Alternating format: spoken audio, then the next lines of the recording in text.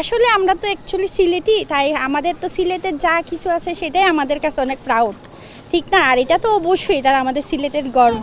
না, আমাদের খেলা খুবই ভালো লাগছে, উই এনজয় ইট। আজকে কার খেলাটা বেশি ভালো লেগেছে? Nahid Rana, he is my favourite player, so ওনার খেলা ভালো লাগছে। কি মনে হয় এই টেস্টটা কি বাংলাদেশ জিতবে? হ্যাঁ, অবভিয়াসলি বাংলাদেশই জিতবে। পাকিস্তানকে হারানো কতটা আসলে আনন্দের? অবশ্যই এটা একটা ট্রিপিক্যাল কোয়েকশন হয়ে যাচ্ছে না। আমরা এখানে খেলা দেখতে আসছি, আর এজ এ বাঙালি আমার মনে হয় বাঙালিই জিতবে।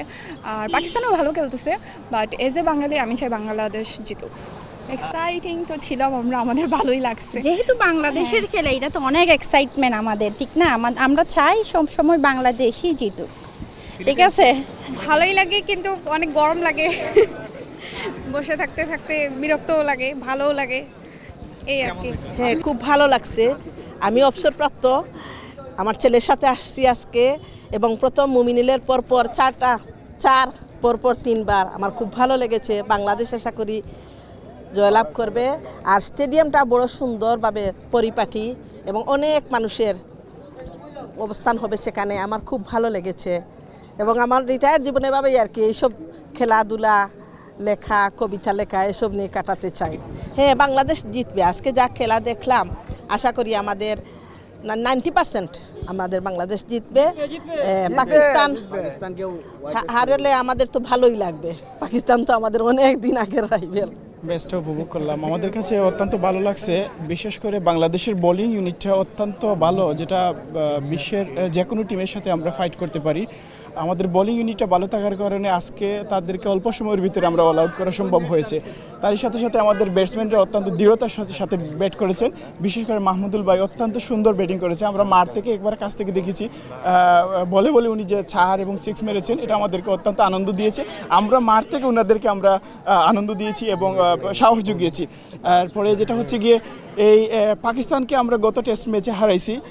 আজকেও যদি আমরা আগামীকালকে ভালো বা এই টেস্টে পুরো ভালো একটা খেলা উপহার দিতে পারি, আমরা পাকিস্তানকে হারাইলে আমাদের আলাদা একটা ফিল চলে আসে।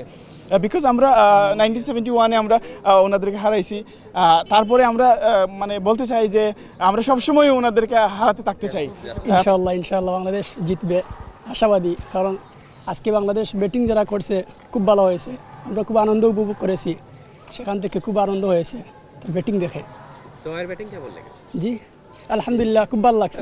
হ্যাঁ, আমরা আশাবাদী বাংলাদেশ জিতবে। আজকে খুবই ভালো লাগছে বাংলাদেশের বোলিং, নাহিদ রানা, বিশেষ করে নাহিদ রানার বাউন্সারগুলো পাকিস্তান ভয় পেয়ে দেখতেই পাইছিল না। রিজওয়ান অনেক ভয় পেয়েছিল, এবং PSL উইনার নাহিদ রানা বাবর আজমকে আউট করেছেন, খুবই ভালো লাগছে। টার্গেটটা আপনাকে 400 দিলে 350 দিলেই হয়ে যাবে, কিন্তু 400 দিলে আর কি মোটামুটি একটা পাকিস্তান আর কি মানে 400টা করবে। 400 করার মানে এদের ক্ষমতা এখন নেই, কারণ পাকিস্তানের যে সান মাসুদ আছে উনি দেখা গেছে মানে অনেক প্রেশারে আছে।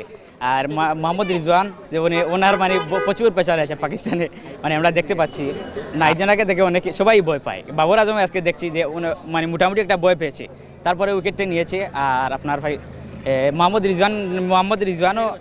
রিজওয়ানের উইকেটটা মনে হয় নাইজানাই নিয়েছে, তাসকিন নিয়েছে, তাইজুল নিয়েছে।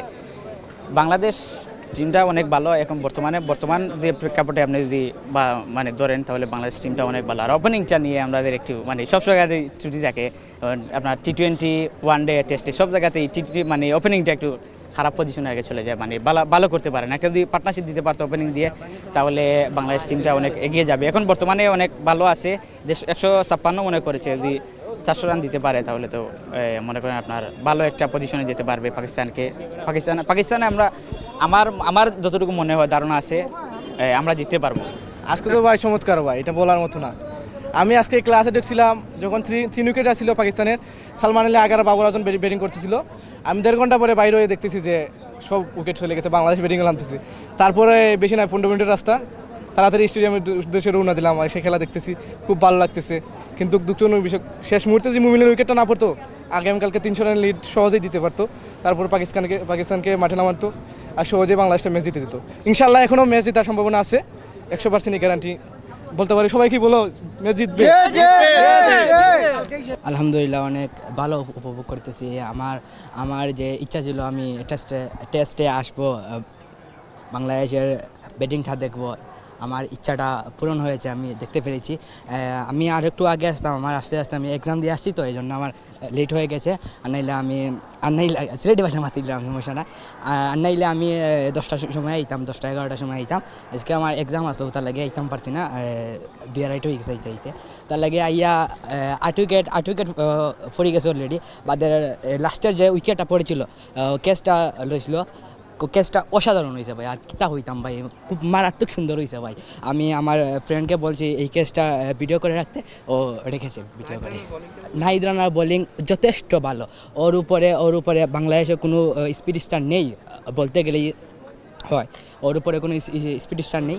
অবশ্যই তার গতির কাছে, বাউন্সারের কাছে ওরা এমনভাবে যে আছে, তারা ব্যাট তুলতে পারছে না, দ্বিধাবোধ করছে আর কি এই জন্য।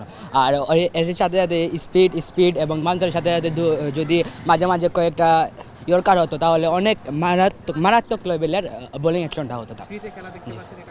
আলহামদুলিল্লাহ ভালো। আমি বিসিবি প্রেসিডেন্টকে ধন্যবাদ জানাই যে আমাদেরকে ফ্রিতে আসার জন্য সুযোগ করে দিয়েছেন। জি চাচ্ছি। আমরা চাচ্ছি সিলেট স্টেডিয়ামে আসলে অনেক ভালো হয় আমাদের জন্য। আমাদের বাড়ি যেহেতু সিলেটে, এই জন্য আমরা তো ঢাকা চট্টগ্রামে গিয়ে তো দেখতে পারবো না খেলাটা, এই জন্য সিলেট আসলে অনেক ভালো হবে।